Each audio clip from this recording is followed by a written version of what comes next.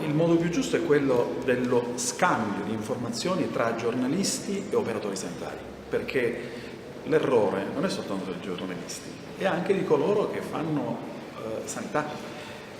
Molto spesso queste due figure non si conoscono, occorre farle incontrare più spesso possibile affinché si scambiano delle informazioni, e quando i cittadini recepiscono quello che si vuole dire è qualcosa di molto vicino alla realtà, alla verità.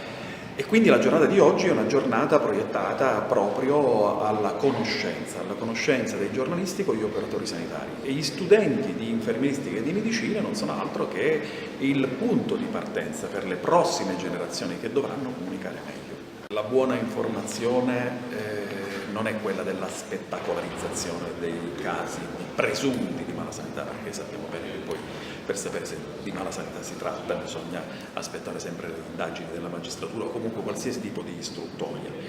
Il punto è che bisogna essere consapevoli di ciò che si vuole dire, ma bisogna anche essere consapevoli di ciò che si va a leggere. Bisogna sempre guardare le fonti quando si ha una informazione. Non parlo soltanto di informazione sanitaria, parlo di qualsiasi tipo di informazione.